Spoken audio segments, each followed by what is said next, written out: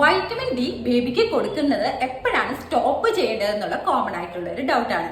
American academy of paediatrics പറയുന്നത് ജനിച്ചു മുതൽ 12 മാസം വരെ, അതായത് ഒരു വയസ്സ് വരെ ബേബിക്ക് എല്ലാ ദിവസവും 400 ഇന്റർനാഷണൽ യൂണിറ്റ് വൈറ്റമിൻ ഡി നമ്മൾ കൊടുക്കണം എന്നാണ്.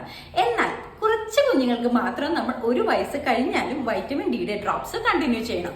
ആർക്കൊക്കെയാണെന്ന് നോക്കാം. അതായത് നമ്മുടെ വാവ നടക്കാൻ വൈകുന്നുണ്ട്, പല്ല് വരാൻ വൈകുന്നുണ്ട്, ഇവിടുത്തെ ഒരു പദപ്പില്ലേ ആന്റീരിയർ ഫോണ്ടനല എന്ന് പറയും, അത് അടയാൻ വൈകിയിട്ടുണ്ട്, അങ്ങനെയൊക്കെ ഉണ്ടെങ്കിൽ കുഞ്ഞുവാവയ്ക്ക് ഒരു വയസ്സ് കഴിഞ്ഞാലും നമ്മൾ ഈ ഒരു വൈറ്റമിൻ ഡി ഡ്രോപ്സ് കൊടുക്കുന്നത് കണ്ടിന്യൂ ചെയ്യണം. ഇതിനൊപ്പം ചോദിക്കുന്ന സ്ഥിരം ചില ഡൗട്ടുകൾ കൂടി നമുക്ക് നോക്കാം. കുഞ്ഞിന് അമ്മയുടെ കയ്യിൽ നിന്നും ബ്രസ്റ്റ് മിൽക്ക് വഴി ഇത് കിട്ടില്ലേ, പിന്നെ എന്തിനാണ് എക്സ്റ്റേണലി നമ്മൾ സപ്ലിമെന്റ് ചെയ്യുന്നത്?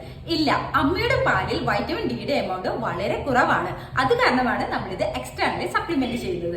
രണ്ടാമത്തെ ചോദ്യം, കുഞ്ഞുവാവയ്ക്ക് വെയിലിൽ നിന്നും ഇത് കിട്ടില്ല എന്നുള്ളത്. ഇളം വെയിലിൽ നിന്നും